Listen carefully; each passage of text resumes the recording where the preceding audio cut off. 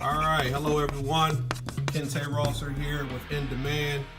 Gonna go over a quick recipe today, how to make a dessert. Some may be familiar with it, some may not. It's a dessert called bread pudding. In this lesson, we'll go over a few things such as measurements, some essential skills of cooking, and hopefully at the end we'll have a finished product that is very tasteful and educational. This is my second time working with this recipe. Love bread pudding. It's a staple from my childhood. My mother used to make it all the time. And one of the things I found interesting when researching this recipe, and I used to see my mom do this, the bread that you use for the bread pudding should not be fresh bread. There's something about the consistency of bread that is a few days old that makes the custard mix that you make for the bread pudding a little better with bread that is not as fresh. So I've written out the recipe. So the recipe calls for 2 tablespoons of melted butter. An easy way to do this is to sit the butter out the night before, or you could just throw a couple of tablespoons of butter into the microwave to melt it down, which we've already done. So we put that into our mix. The recipe also calls for 3/4 of a cup of sugar. So this is a very good exercise in mathematics or measurements. So I've measured out, I have a measuring cup here. There's a line here that says 1 cup, and there's a line here that says 1/4 of a cup, 1/2 of a cup, 3/4 of a cup, and then a full cup. So if your measuring cup, students, only has a line that says 1 cup, you can kind of gauge that a little bit underneath that 1 cup marker is where you will find 3/4 marker. So the recipe calls for 3/4 of a cup of sugar, which we have here. So we'll go ahead and throw that into the mix. The recipe also calls for 4 eggs, which I've already cracked, I've already beaten, so we'll go ahead and throw those into the mix.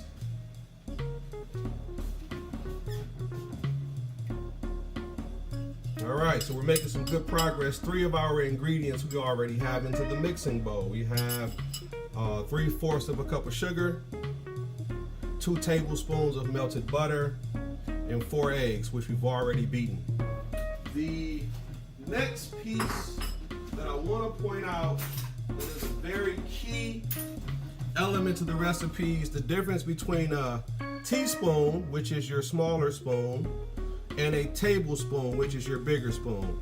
Now, for me, how I typically distinguish the two is this is the spoon that I use if I'm drinking tea, and actually this is a spoon that I use if I'm eating cereal. I like a bigger spoon, but nonetheless, this recipe calls for you to know the difference between a teaspoon, which is a smaller spoon, and a tablespoon, which is a larger spoon.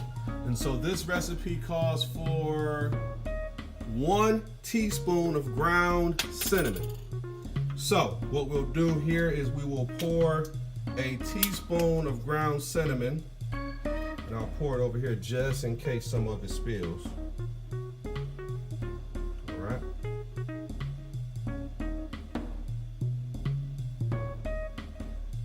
All right, so we have our teaspoon of ground cinnamon. And it also calls for 1 teaspoon, again, knowing the difference between a teaspoon and a tablespoon, 1 teaspoon of vanilla extract. So I'll pour this actually over here. Now, it's very important, you do not want to use too much vanilla extract. This is very powerful. It does not take much. It may not look like it takes much, but it doesn't take much of the vanilla extract. All right. So the next portion of the recipe calls for milk. So I've modified this recipe a little bit, and it calls for 2 cups of milk. But I remember as a kid my mother making the same recipe, and she used to use pet milk. So what I'm going to do is I'm going to actually use 1 cup of regular milk.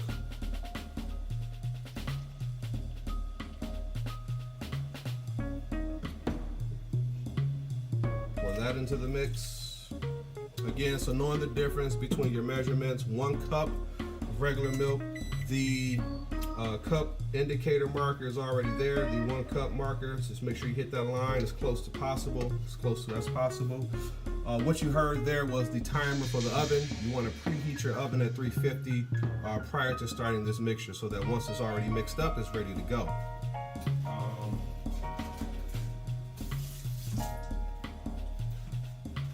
So again, I said I'm modifying this recipe a little bit. The recipe calls for 2 cups of milk. I'm using 1 cup of regular milk and 1 cup of condensed milk or sweetened milk. You may see a brand in the grocery stores called pet milk. That's the milk that my mother used to use when she would make this recipe. It's very thick. If you've never used this, it's very thick and it's very sweet. So,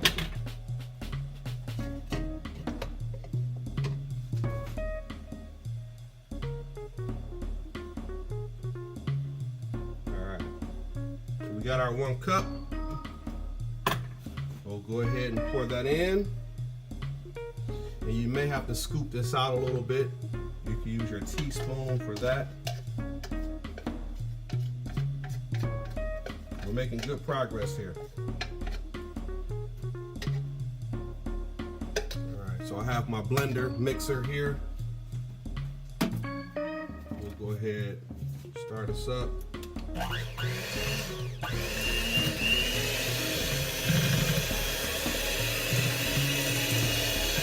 You want to mix this on a relatively low speed so that you don't make a mess.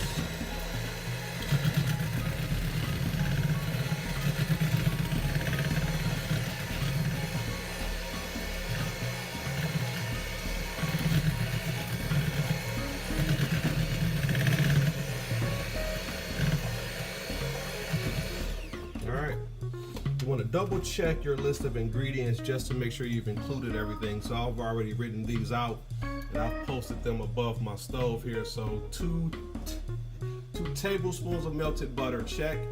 4 eggs, check. 1 teaspoon of cinnamon, check. 1 teaspoon of vanilla extract, check. 3/4 of a cup of sugar, check.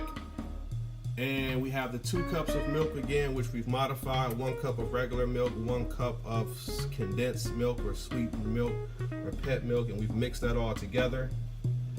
That mixture does not look pretty, but it smells delicious. And here we are right here with that mixture. And I'm using 2 different types of bread. So remember, we said the bread should be a few days old, so it shouldn't be fresh bread. So I'm using a type of wheat bread that's whole grain, and I'm also using a type of cinnamon raisin bread. So I've already sliced that up. Here's what that looks like. I've already pre-sliced that, and I'm going to put this into I guess you would call it a casserole pan dish.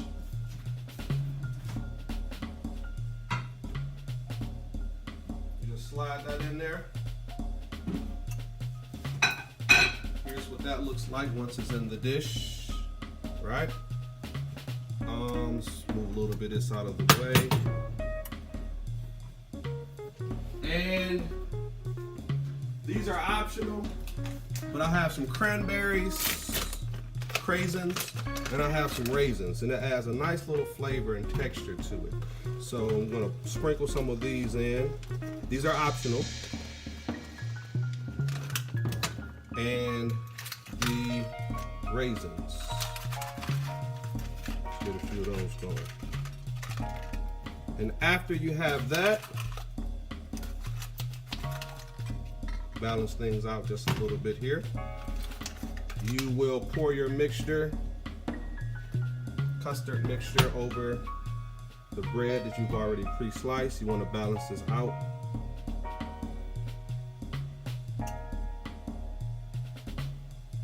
Try to make sure all the bread is covered. Let us use our spoon to press it down a little bit.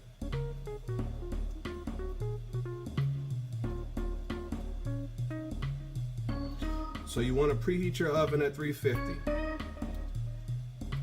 think what I'm going to do is sprinkle a few more raisins. And raisins.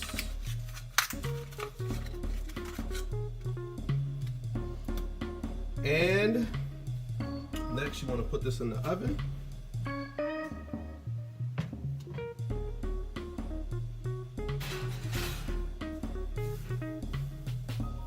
On the middle rack, students, I do not suggest you do this unless you have the supervision of your parents.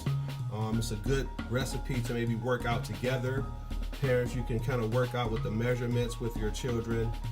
It's a very good exercise on math. It's a very good exercise on cooking. It's a fun activity, and for me, it keeps me very close and connected to my ancestors. Again, my mother and my aunt. This is a dish, a dessert that they used to make, and I loved it as a kid. It's only my second time working with this recipe. The first time it turned out pretty good. I've modified a few things, and I think it'll be good for you this time as well. It's one thing I have to double check, and that's the cooking time. I think it says 45 minutes, but I do remember the first time I made this dish, it had to stay into the oven a little while longer. So I'm gonna set a timer for 45 minutes. I'm gonna come back and check it at the 45-minute mark.